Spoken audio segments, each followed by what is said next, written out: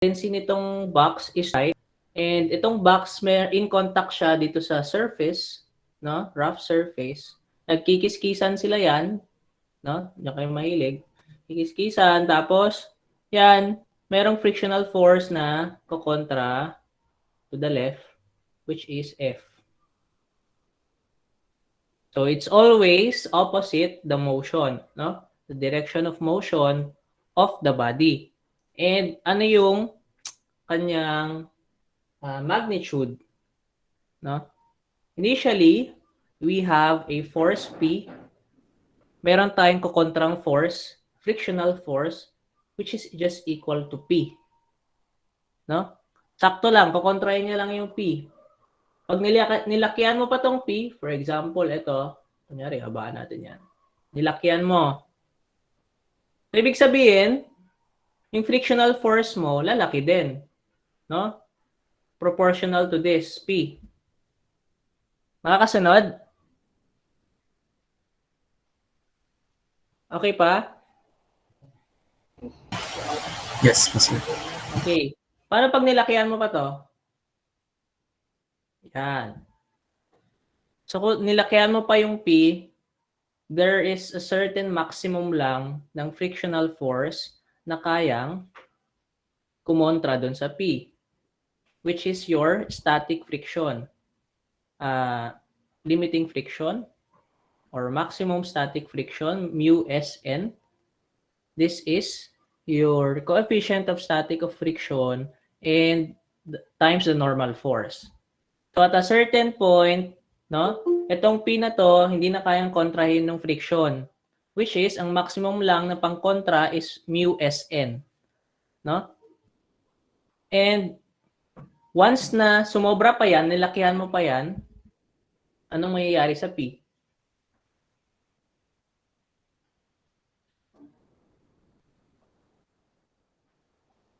Pag nilakihan mo pa tong P, super laki na, no? Na-exceed niya na tong maximum static friction, therefore, gagalaw na siya. It will move, no?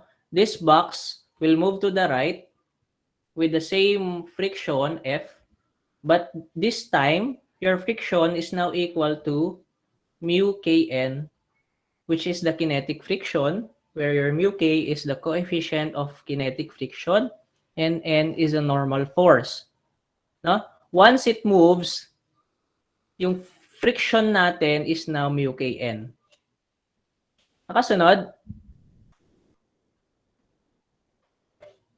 May tanong ba?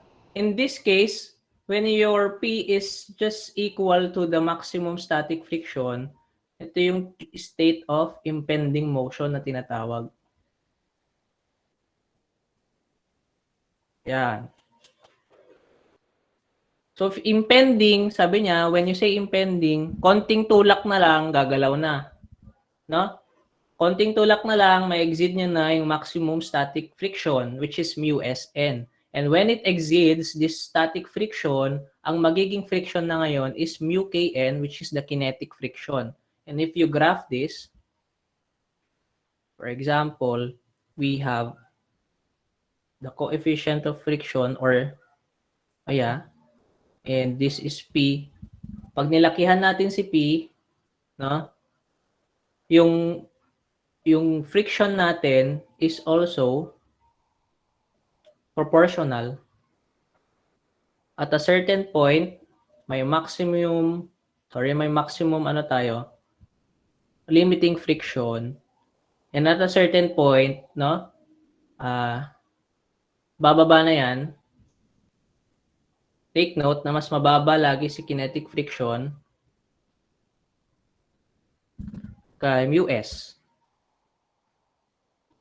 Because na-overcome niya na tong static friction.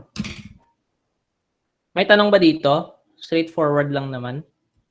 So I hope ito yung essential concept sa friction. There is a maximum static friction, and when the force exceeds the maximum static friction, the friction is now the kinetic friction, which is lower than your static friction. Nakasunod? Yes po, sir. Okay, so ito yung basic. So sana lahat naintindihan 'to, 'no? 'Pag alam niyo na 'to, masasagutan niyo na yung problems. Sige, let's try to solve an example. So meron tayong 50 kilogram block that is initially at rest, okay, with a force of 50 newtons. Tutulak mo daw yung block ng 50 newtons to the right. Okay, to 50 kilograms. So the box has a static coefficient of friction, mu s equals 0.20, and a kinetic coefficient of friction, mu k equals 0.15. What is the force of friction on the box? I'll give you 10 minutes to try to solve this one. No? Okay lang? Try nyo nga i-solve to. Then, let's answer this later. Kasi mahirap naman kung bibigay ko na lang yung sagot. Mas magandang try nyo muna i-solve. This is a simple problem involving friction. No? Try to solve this for 10 minutes.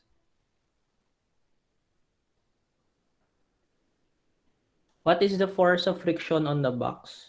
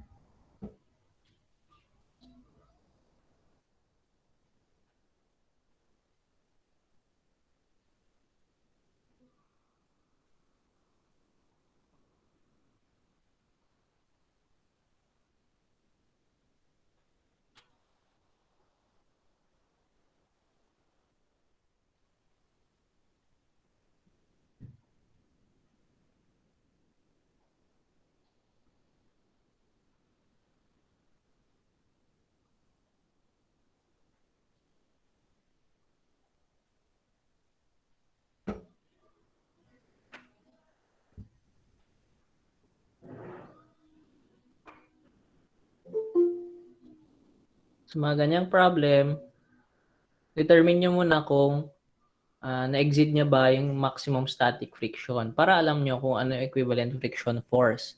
If it is at rest, alam natin yung friction force. If it is moving, alam din natin yung formula for the frictional force. So, compare muna yung force to the maximum static friction force. If it is lesser than the maximum, therefore, it is just in place. Pero pag mas malaki na siya sa maximum static friction force, it will move. So, given this mga values, try to solve what's the friction force on the box.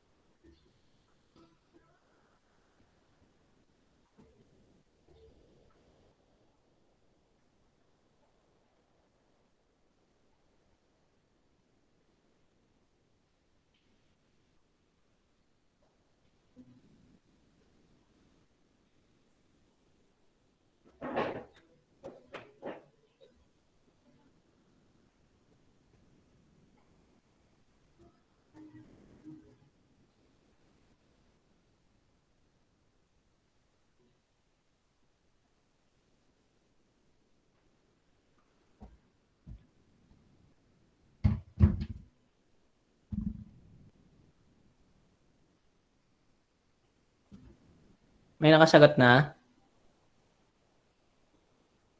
Okay pa kayo?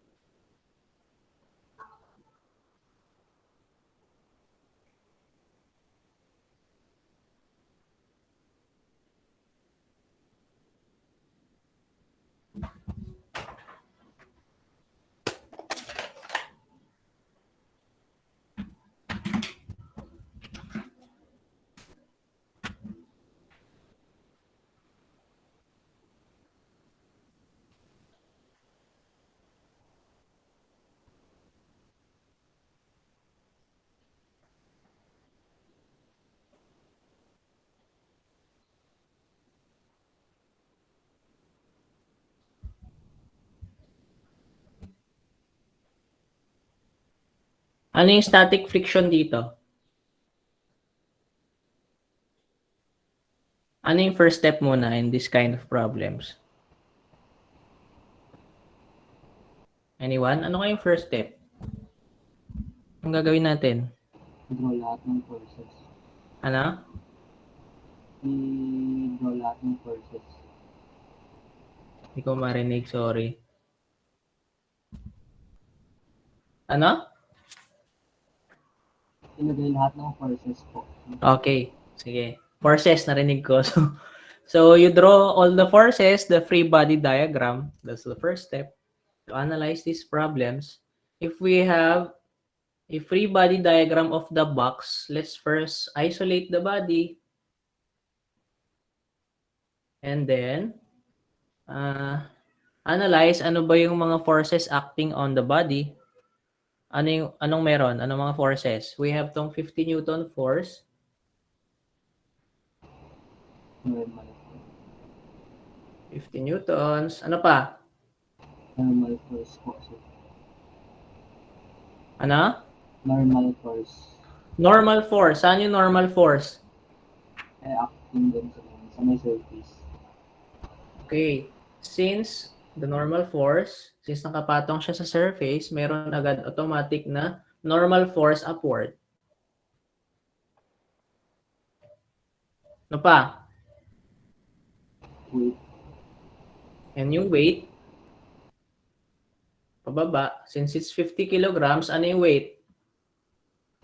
490. Just 50 kilograms times 9.81, which is, ano yan?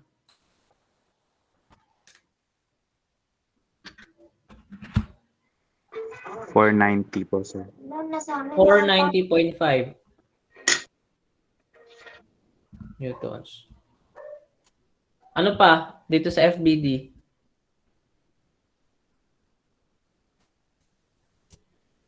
Ano pang kulang? Friction. Anyone? Friction. Friction, sir. Okay, anong direction ng friction?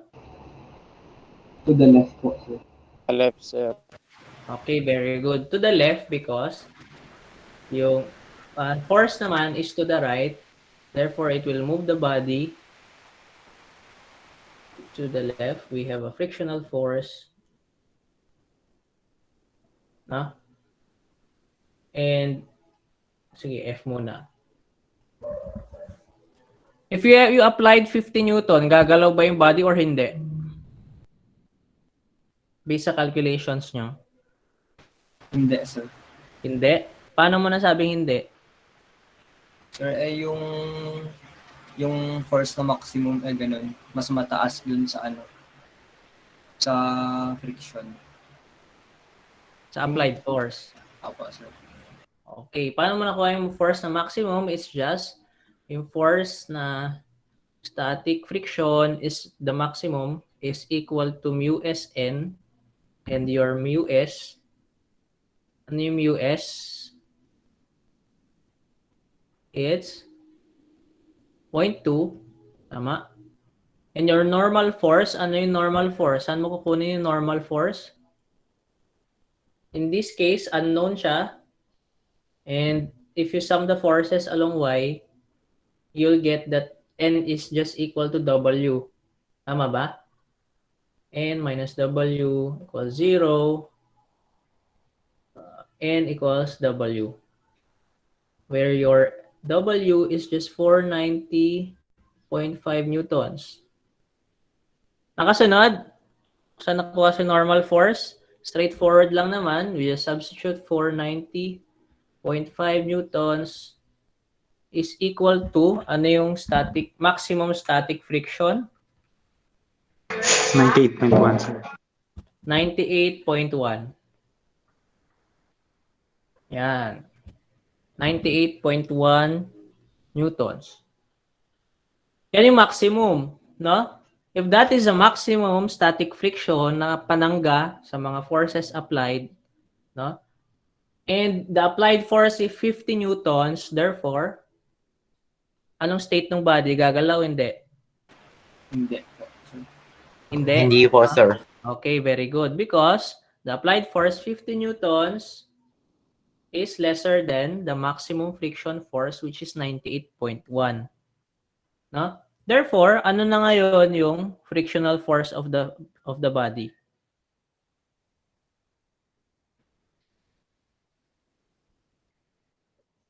Okay, very good. 50 laga pa. So, summation of forces along x, 50 newtons minus the friction force equals 0.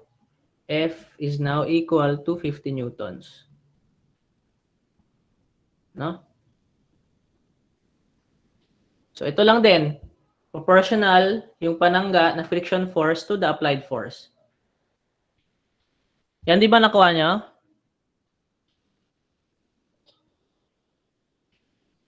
Paano kung... Ay, may question pala muna dito.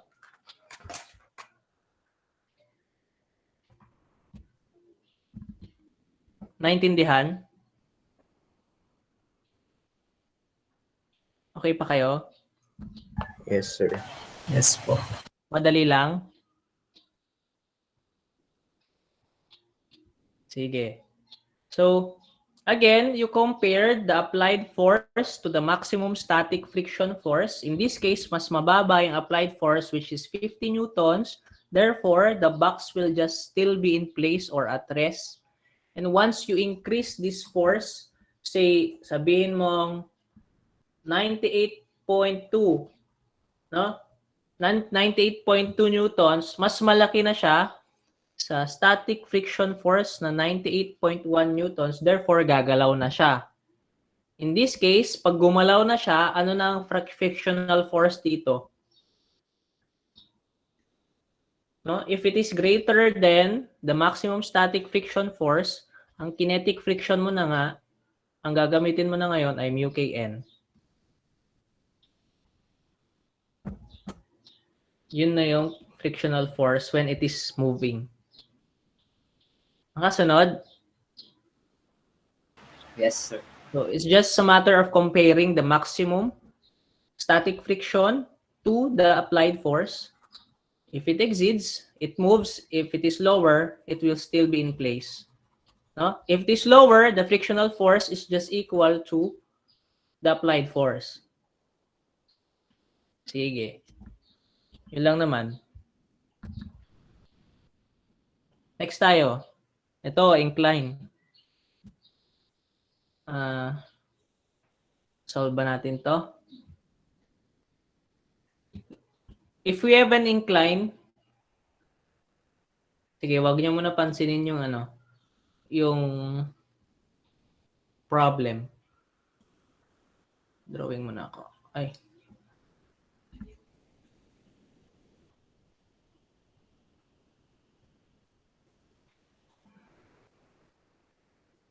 We have an applied force at some theta. Applied force P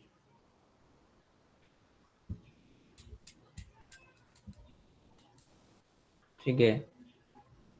If you have a diagram like this, ano yung kanyang free body diagram, no? Yung iba nalilito on how to draw the free body diagram pag incline na, no? First, we isolate the body.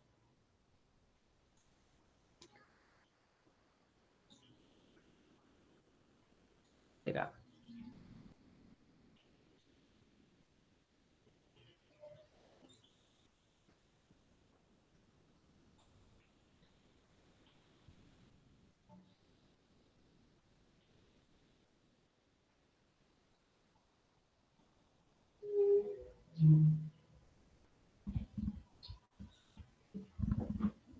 In the case na aakyat yung body, no?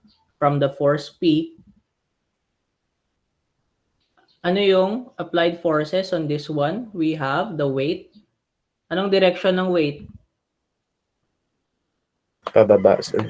Okay, very good. Take note that no matter what the direction of the incline, yung weight natin laging pababa.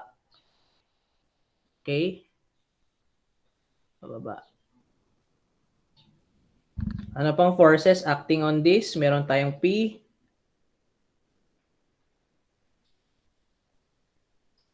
Okay. Direction. Ano pa? We have a normal force. Since this block is in contact with the incline, meron tayong normal force. Ano pa? If we have a friction, anong direction ng friction?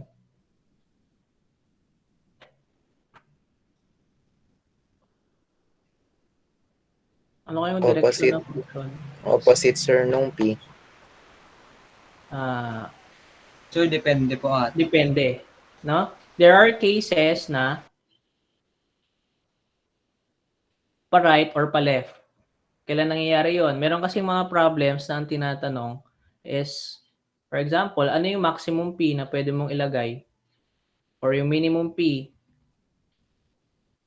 na pwede mong ilagay on the box such that it will not move. No? Meron dalawang cases na yon.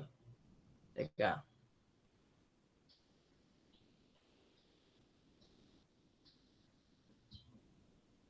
Kaya doon ata sa problem na binigay ko sa example sa slides is range of values. Ang ginawa niya ata, kinuha yung minimum at maximum. So, when you say maximum P na pwede mong i-apply, ano daw yung pinakamalaking P mo such that in place pa rin siya, no? Ano ba yung case na yon? When you say maximum P na hindi naaakyat yung box, pag nilakihan mo pa yung P, therefore, ano yung direction ng galaw ng box? Pag nilakihan mo pa yung P, Pataas. pataas. No? Therefore, yung case 1, when you want to find the maximum P, the movement is pataas. Therefore, ano yung friction? Pababa. The frictional force should be pababa. Kasi nga, you want to find the maximum P, no? To stay in motion. And when you exceed that maximum P, ang tendency ng body ay gumalaw pataas. Tama? Therefore, in that case, the frictional force is pababa, to the right. Paano naman yung minimum P? The case 2,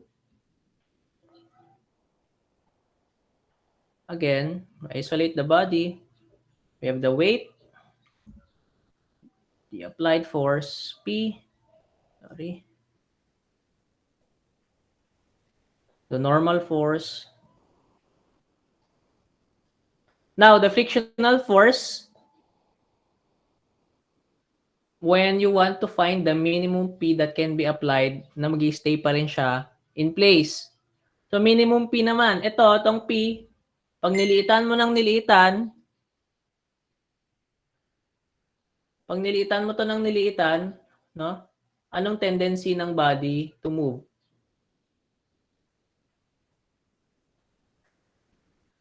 Anyone? Mag-slide down po, sir. Okay, very good. Magi-slide Pababa down po, siya, no? Slide down.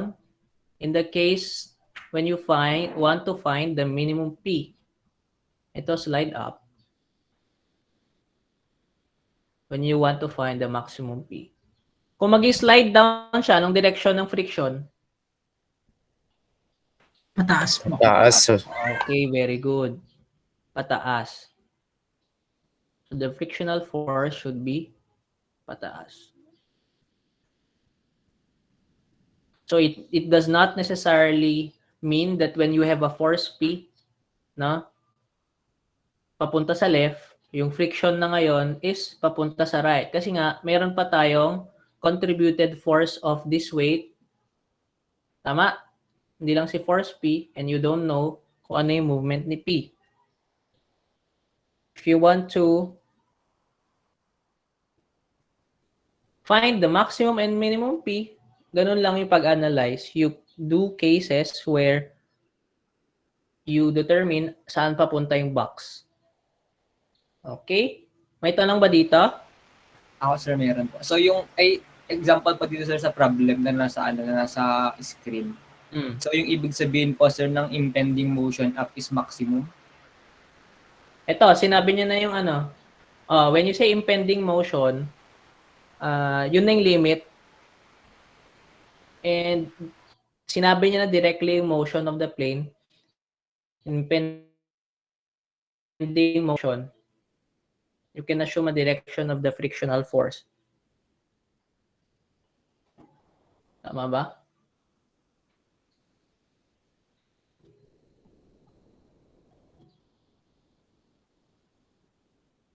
So in this case, the 200-pound block in this figure has impending motion up the plane caused by the 400-pound force. Determine the coefficient of static friction between the contact surfaces. Yan. In this case, sinabi niya na the impending motion will go up the plane caused by the force. No? Itong mga sinabi ko kanina, hindi mo kasi alam kung ano yung motion, impending motion. You can get the sense of direction when you say maximum P, the impending motion is to go up. When minimum P is to go down. In this case, sinabi niya na the impending motion is to go up the plane caused by the force. Therefore, ano dapat yung frictional force mo dito? Pababa. Sir. Pababa. So, try natin i-solve tong problem. Advance ka. Sige. The 200-pound block is shown on the figure and has an impending motion up the plane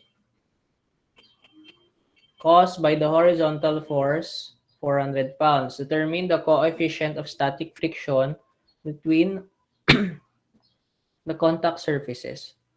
Okay. Try nyo muna i-solve to. I'll give you 10 minutes again to solve this one. Mahirap nang i-spoon feed ko ulit yung solution. Tapos tatanggapin nyo na lang. So, try to solve muna para alam nyo kung saan kayo nahirapan. Okay? Give you 10 minutes.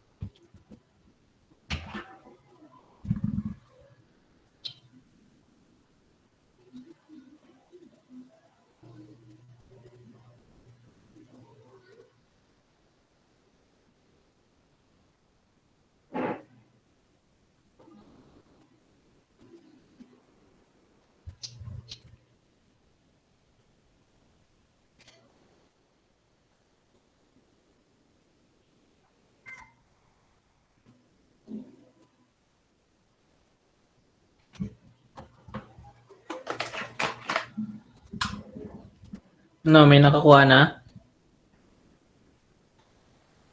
Iba, try nyo. Baka natutulog na iba. Now is the time to review. Bali sa midterm example, I'll give you multiple choice. Saka, problem solving. Yun lang naman. Announcement lang naman.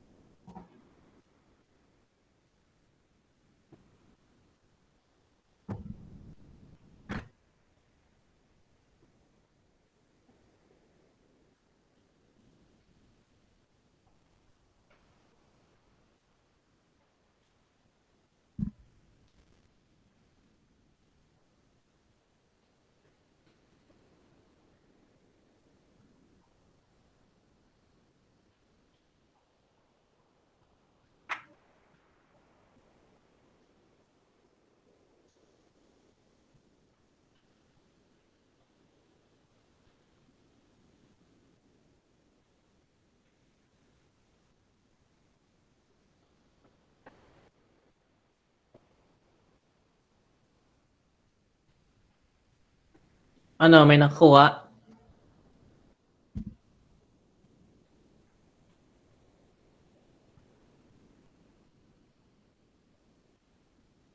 Wala pa palang 10 minutes.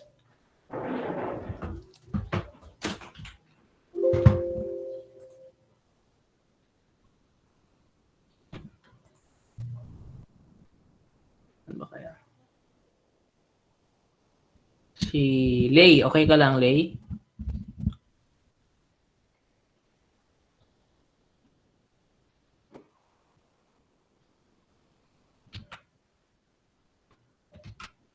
Busy ata mag-solve si Lay.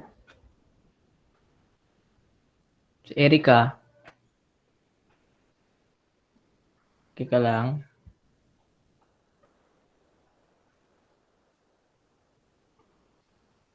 Ako, busy lahat sila mag-solve. Si Jasmine. Okay ka pa, Jasmine?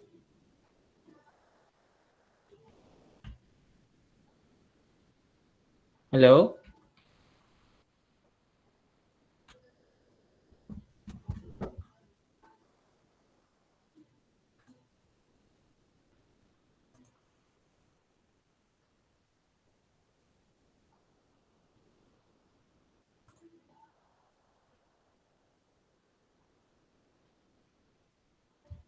May nakuha ng sagot?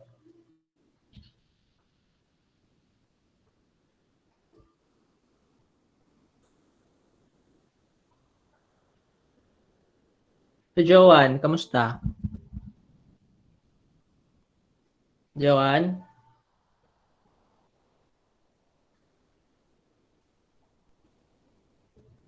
Joanne? Di ba ako narinig? Bakit walang ano? Hindi naman ako nakamute.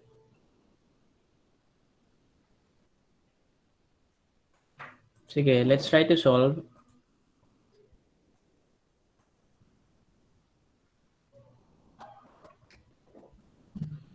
Ano yung first step in doing this kind of problem?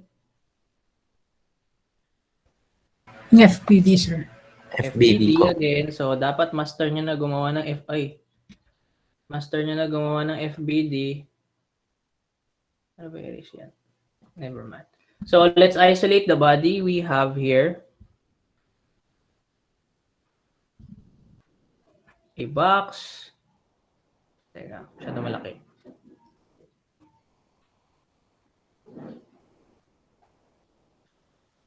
I have a box here. It is inclined by 30 degrees.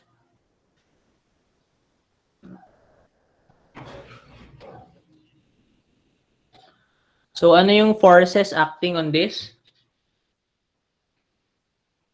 We have, anong mga forces dyan?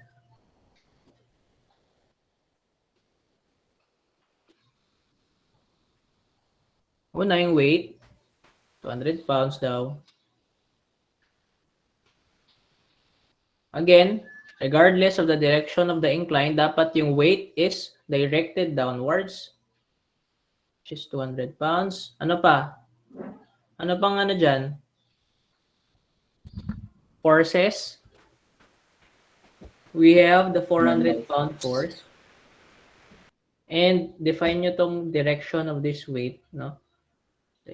This is 30 degrees from this plane.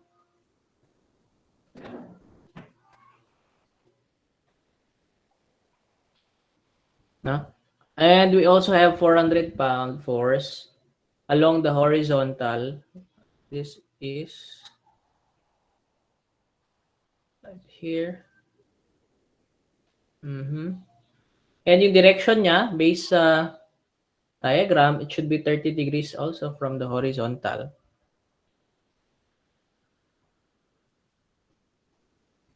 This should be 30 degrees. 400 pounds. Ano pa?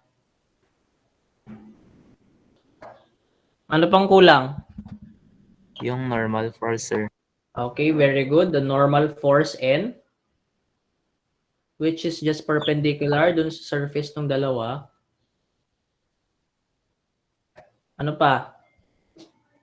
Yung The frictional frictional force. Okay? Since we have an impending motion up the plane, kung papuntang sa taas yung yung box, no? Ano yung kanyang direction of frictional force? To the right, to the left. Sinabi ko na kanina, since papunta sa yung motion sa taas, dapat pababa yung frictional force. May tanong ba dito sa direction ng friction?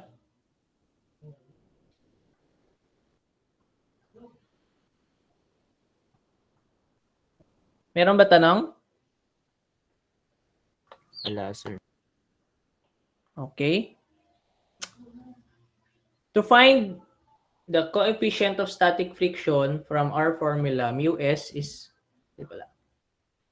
your frictional force is equal to mu Sn.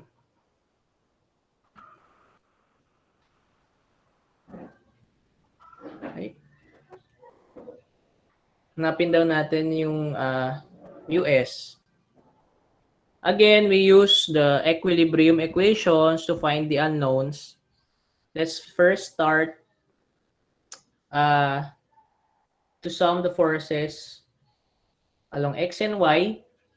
In this case, kayo bahala. Ako gusto ko gawing siguro tilted y prime and x prime para mas madali mag-compute. No? So if we sum the forces along y and x, y prime axis is equal to 0, taking upward, or mali pala upward, taking pag ganun as positive, since tilted siya. Ano yan? Ano yung mga may y component?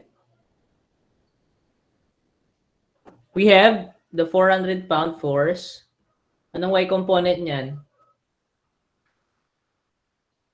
It's ano kaya yung y component ng 400 pounds? Sine 30. Okay, very good. It's 400 sine 30. That's the component along the y prime axis. Positive, negative.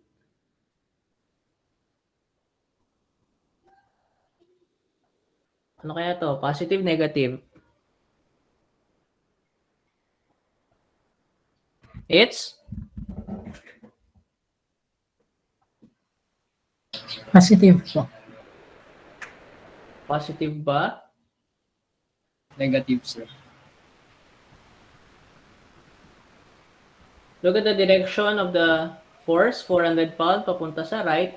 Negative. And Negative pala, sir. kinuha mo yung y component of this. Ito yon papunta dito. Therefore, negative.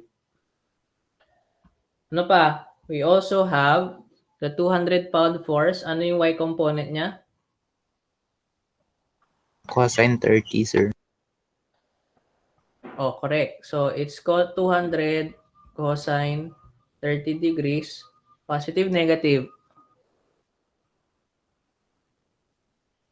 Negative, sir. Again, it's negative because the y component of this weight along y prime is papunta sa baba. Okay? It's negative. Ano pa? Ano pa? Meron pa ba?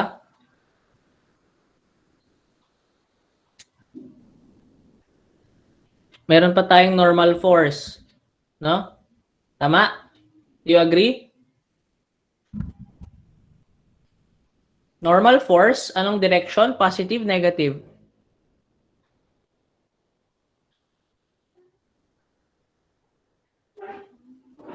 Anyone? Okay, very good. It's positive going upward. Therefore, it's just equal to 0. Since it is in static equilibrium, your n should be, ano yung n?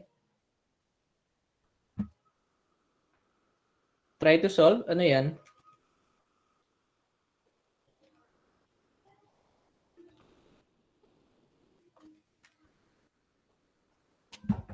N should be 373.2 pounds. Yan, di ba nakuha nyo?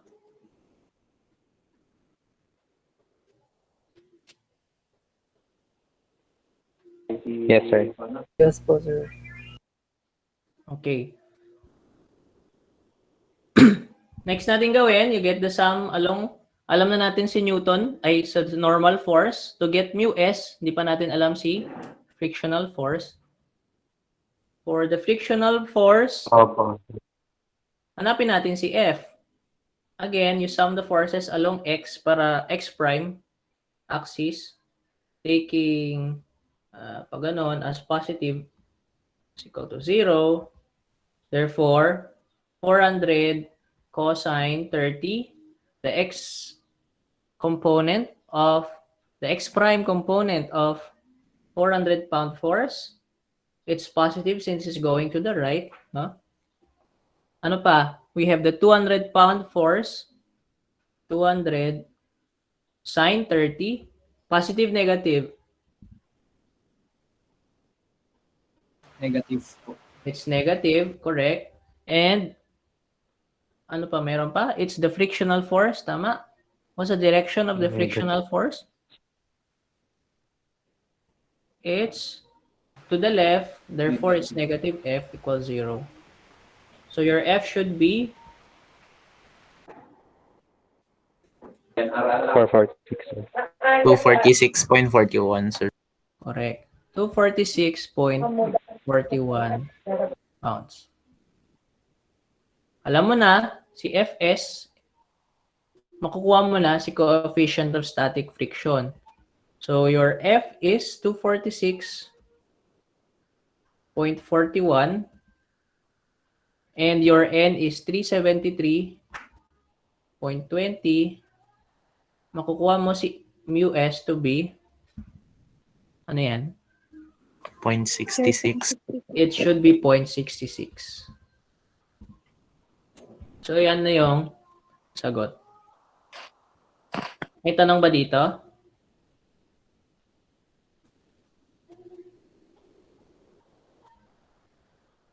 Any question? Before we move?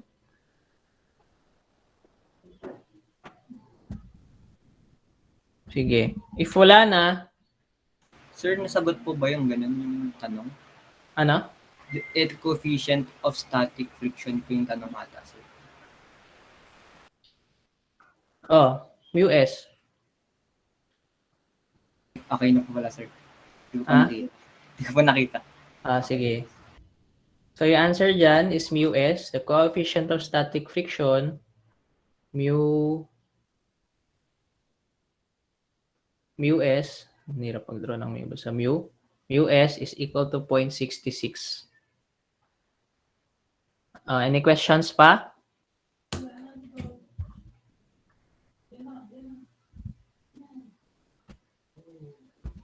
Proceed tayo sa wedge friction. Ito tayo dun sa tinanong ng classmate nyo kanina.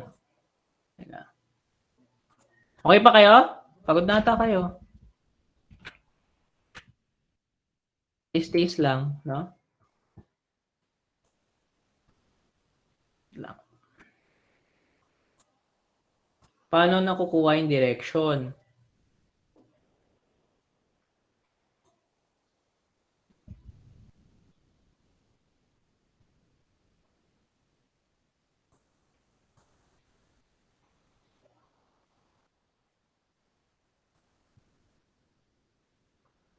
Teka.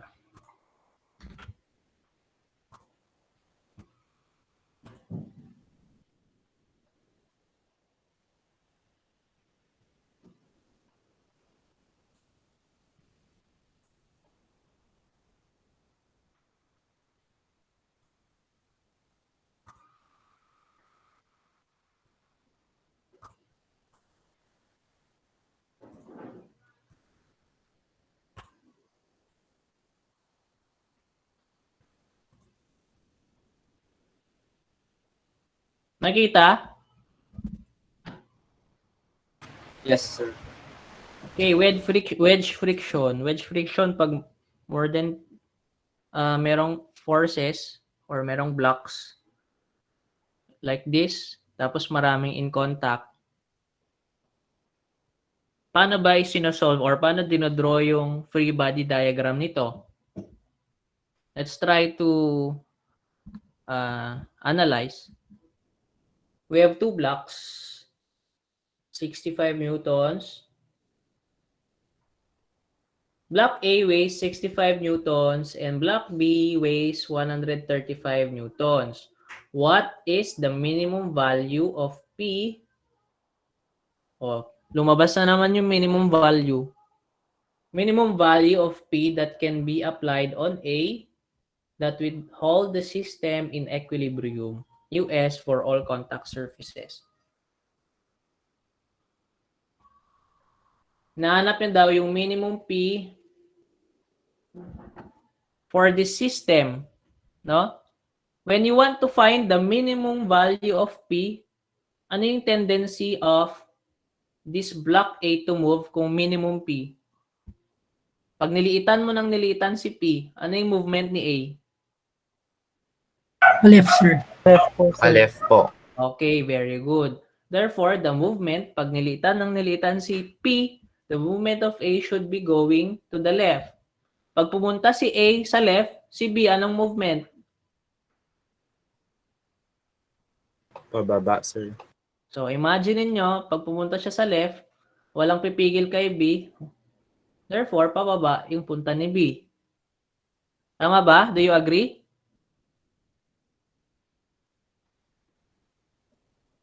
Paano kung maximum P ang hinanap?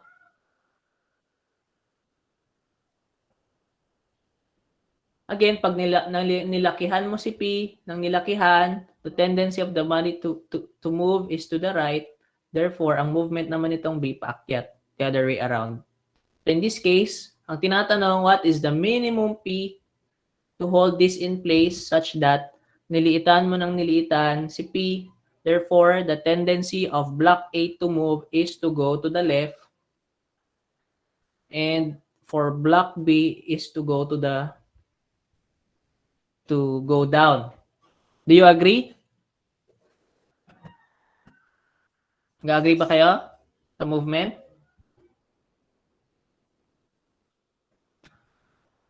Hindi ata kayo nag-agree. So, please, no, analyze those cases. In this case, mag-slide down si B. Kaya sliding down yung FBD na ginamit niya.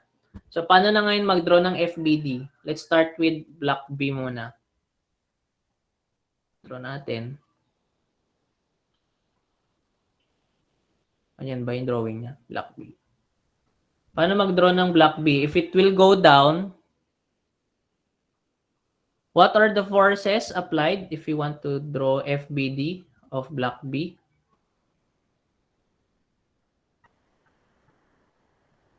What are the forces applied? First, yung weight, of course. Weight should be Normal force. downwards. Very good. Normal force. Saan yung mga may normal force? Sa may surface. All the surfaces in contact. In this case, meron tayong surface in contact here and surface between A and B.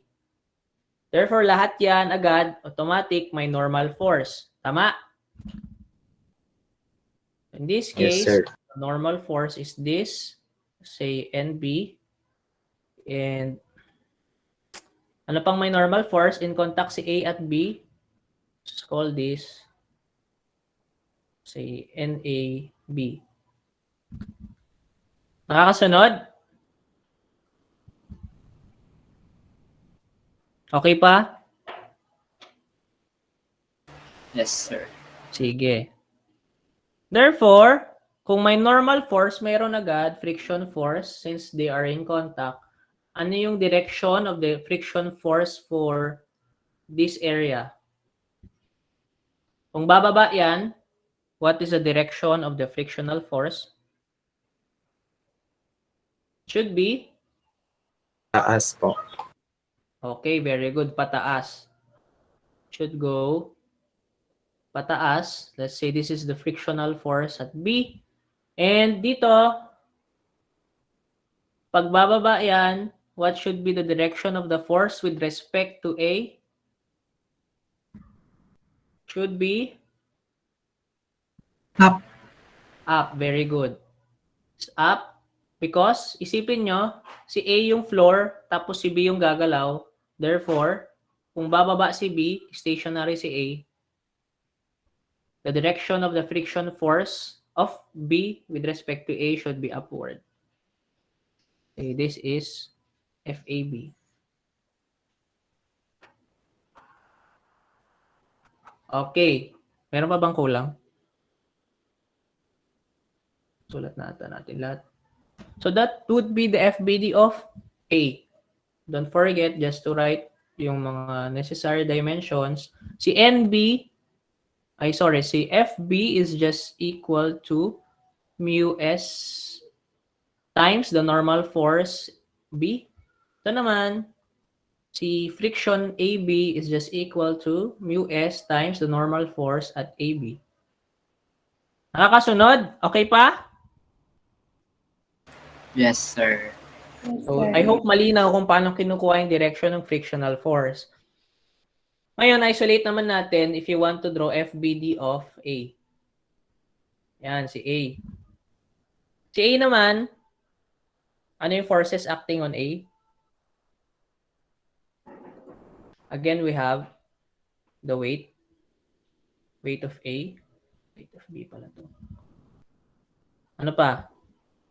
Ano yung mga may surface in contact with A when you isolate? Again, we have A and B and A and the floor. Tama? So, kung may contact dyan, therefore, may normal force at frictional force agad. Normal force, A. Let's say, yan yung gusto ko, NA. Ano pa? Normal force, since A and B may in contact, again, meron tayong force. Pag ganyan. Implied NAB. force. Do you agree? Ito lang din yon.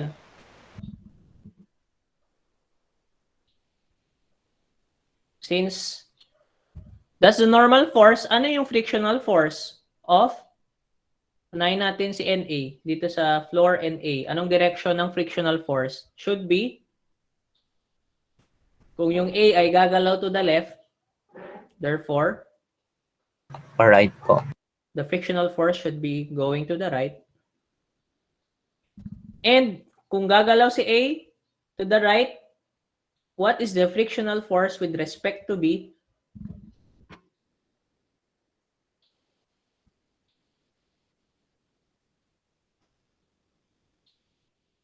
Sipin nyo, stationary si B, siya yung floor, no? For example, ganun ko tinitingnan eh. Si B yung stationary. With respect to B, kung pupunta sa left, no? Ano naman yung direction of the force, frictional force? Should be going To the right, sir. To the right ba?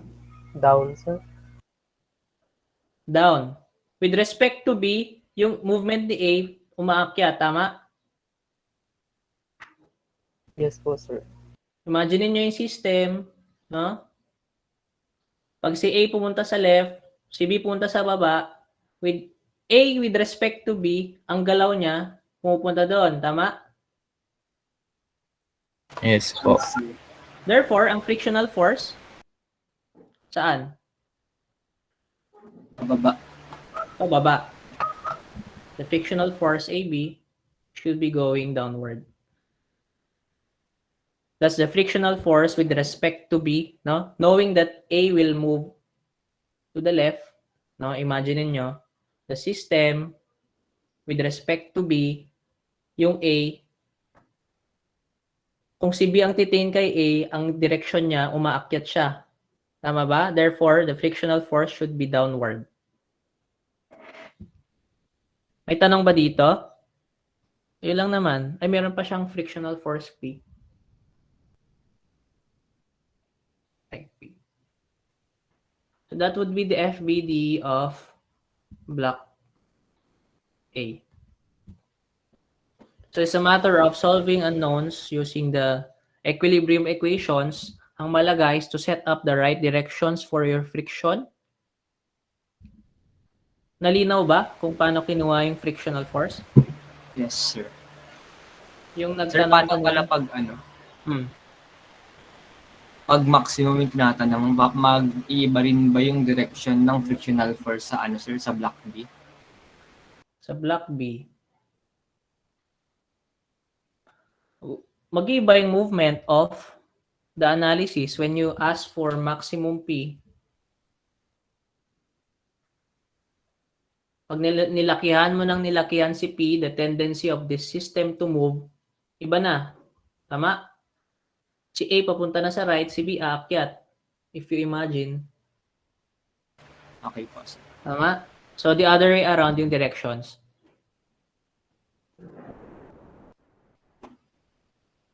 Do you agree? So, the sense of the movement can be derived if you want to find the minimum or maximum P. Imagine nyo lang, pag maximum, gusto mong lakihan ng lakihan si P, so may tendency yung body to move, no? In a direction to the right. Paano pag minimum P? Litan mo ng litan si P, the direction of the system will go to the left. Okay? So please practice. It's a matter of practicing the actual problems. Doon yung makikita on how to set up the frictional forces for wedges. Okay na? So just look for all contact surfaces, agad may frictional force for that. Sige. That's for wedge. Pagod na ba kayo? Okay pa? May belt friction pa. Inom lang ako saglit.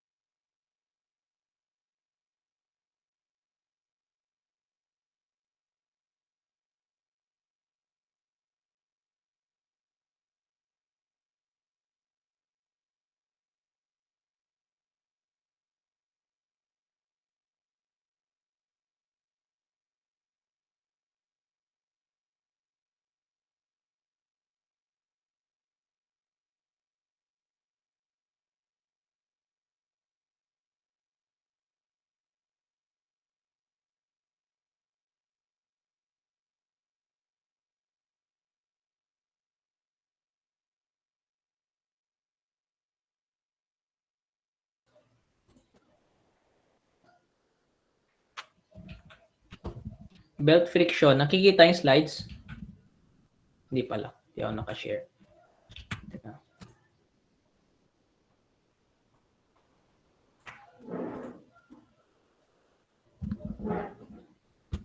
Yung belt friction lang naman, it's just the friction between the contact surface and the belt or the rope. No? Meron lang formula na TL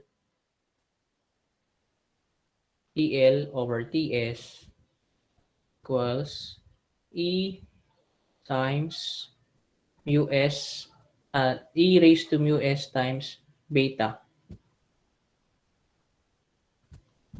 Napanood to? Baka in-skip nyo na yung video. No?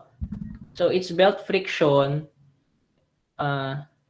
Your TL is the larger tension. TS is the smaller tension.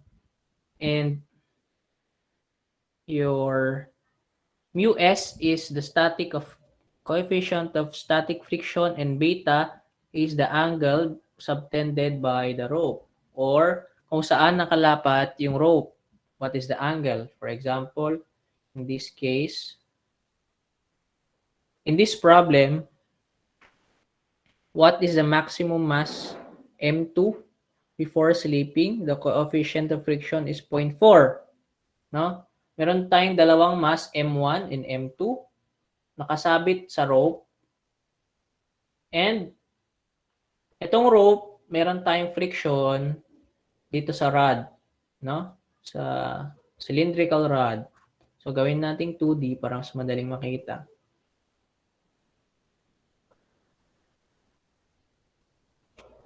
This is, say,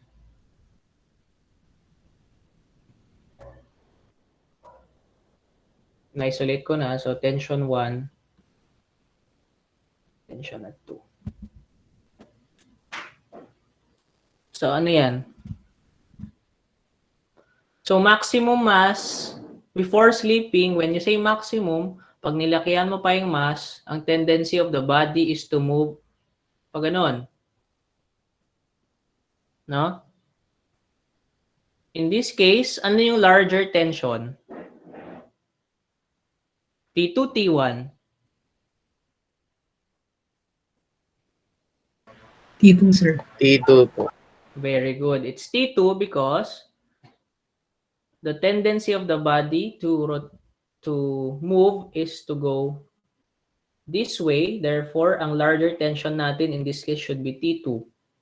Sa formula natin, yun yung TL. TL, T large, or over TS, T smaller, is equal to E raised to mu SB. So, si T1 natin, ano si T1 ulit? Tension in terms of force is just equal to the weight of that mass 1, is 5 kilograms, times 9.81. Ano yan? Should be 49.05 newtons. Tama? Si mass 2, tension 2, it's unknown. Tama? M2 times 9.81. That would be tension 2. Tension 1. Yan lang yung weights ng mga buhat niyang mass. So, if you want to use this formula, alam na natin si TL, si TS, si mu S given, 0.4. Ano si beta? Beta is where the rope is subtended, no? In this case,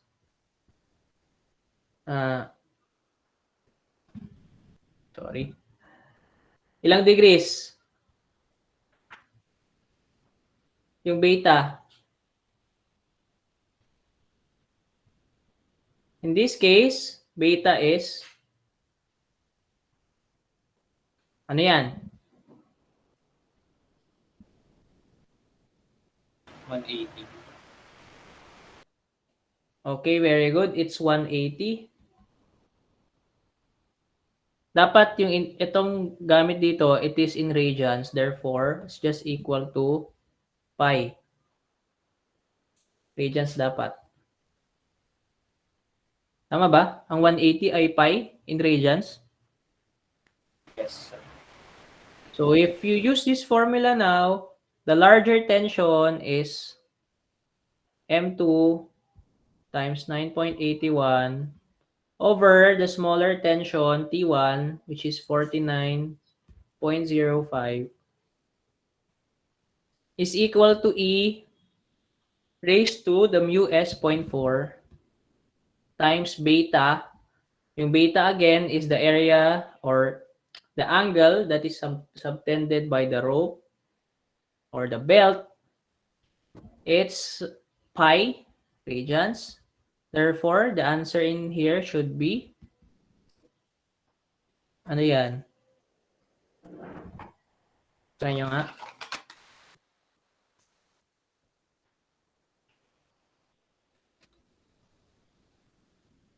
Excuse me.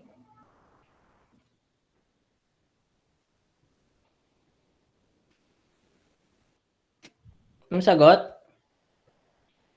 17.57, sir. Okay, very good. It's 17.57. So, ganun lang naman, no? In problems like this, you determine ano yung tendency of the system to move. In this case, maximum mass yung tinatanong of M2. Pag nilakyan mo pa si mass, the tendency of this body is to move in this direction. Therefore, ang larger tension TL is T2 and the smaller tension TS is T1. And just determine yung beta, which is just the angle, no? Kung saan nakalapat yung rope. Well, dun sa example natin, medyo challenging to find beta. Paano kung yung rope ay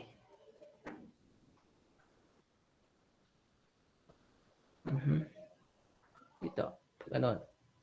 Tapos ang angle daw ng ano ay 30 degrees. Ganyan. Ito 30 degrees. Ano yung beta dyan?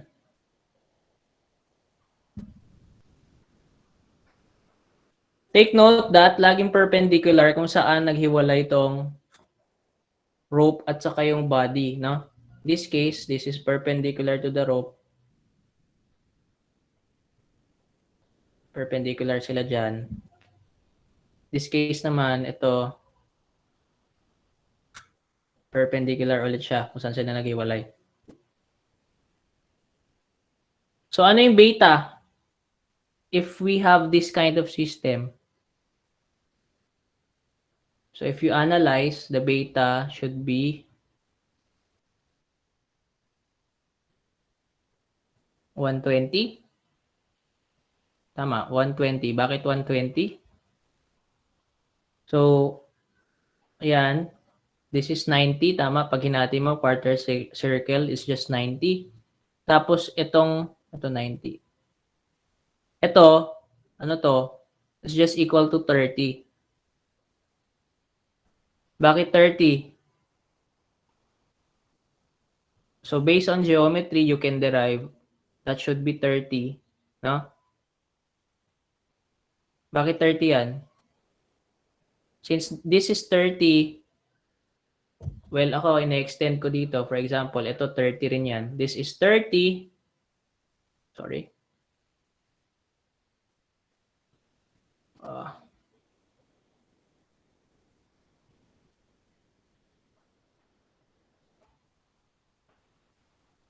If this is 30 and perpendicular ito, this is 90, this should be 60. Kasi nga 30 ito 90. This should be 60. Therefore, itong angle na natira should be 30 degrees. Ito yung pangit ng drawing.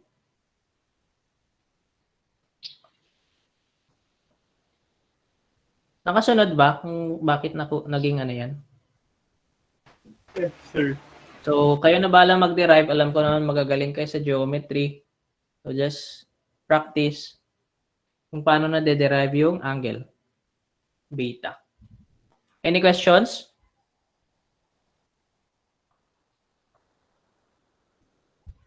So, straightforward lang naman tong formula for belt friction. Just use this formula and see the tendency of the body to move where. So, malalaman mo kung saan yung tending larger tension at smaller tension. Okay.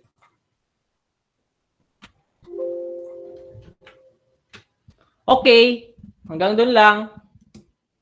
Paki-on ng cameras para makita ko ulit kayo. Any questions? Si Renjay. Anong question mo, Renjay? Alam ko maraming tanong si Renjay eh. Ha? Wala? Si Royan. Wala, sir. Wala? Sure ka? O, midterms na natin sa Friday. For this topic, hindi na siguro magbibigay ng activity para may time kayo mag-review. No? Kasi sasabay niya pa yung paggawa ng activity, kawawa naman kayo. So, for this topic, di na magbibigay ng activity, pero included siya sa midterms. Ano mga tanong nyo? Si J-Lord, giniginaw na. Oh. Malamig ba sa spaceship mo? Happy Halloween, no? Bawal bumisita sa mga, mahal sa buhay. Yung mga puntod ng mahal sa buhay. Sabihin nyo sila na lang bibisita sa inyo. Okay lang naman. Okay lang kayo? Yes, sir. Okay, sige. Kalahati pa lang tayo ng SEM. So, baka ngarag-ngarag na kayo. Ganun talaga, no? For your midterms, again, I am announcing. Sabi ko kasi last time, gusto ko baka next week after midterms. Yun pala, meron kayong academic break. So, kawawa naman kayo kung magmi-midterms pa tayo that time, i-break nyo nga, di ba? So, for the midterms, dapat it is scheduled on November 5. Same time slot, 8 to... Teka, ano gusto nyo? 8 to 10, 9 to 11? Wala, hindi naman pala nagmamatter kasi yung midterms ko ay ibubukas ko whole day. No? The midterm will be on Schoology at ibubukas ko whole day. Tapos, syempre, may time limit pa rin to take the exam. But you can take it any time of the day. No? Okay pa kayo?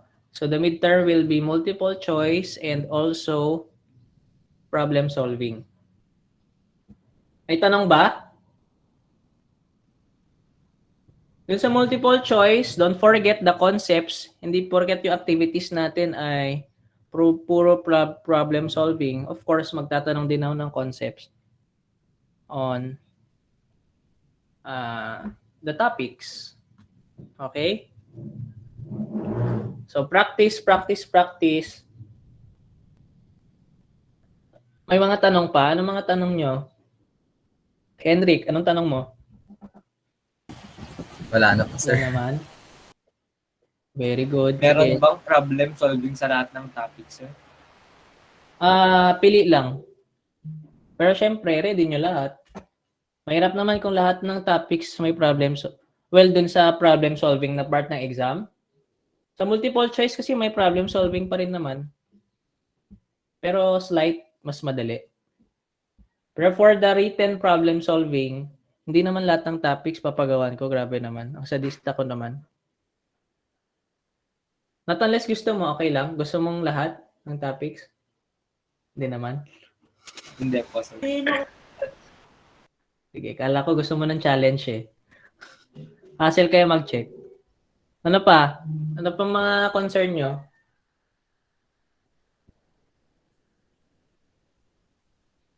Actually, may isang topic pa sana, pero sabi sa calendar, mag-midterm na daw. Di mag-midterm na tayo. Next, ipasok na lang natin sa finals yung ibang topics. Ano? Wala na? So, hindi na ako magbibigay ng activity for this topic, friction. Kung wala na kayong question, wala na tayong di-discuss. Bye-bye. Happy Halloween. Bye-bye. Sige. Bye, sir. Bye, sir. Thank you Bye, po. sir. Thank you po, sir. Thank you po. Bye, sir. Sige. Sir. Bye-bye. Sana hindi mahirap yung midterms. Let's see. Depende kung naka-review kayo. Sige. Bye, Lane. Mukha kang multo. Sige. Bye-bye. Bye, Father.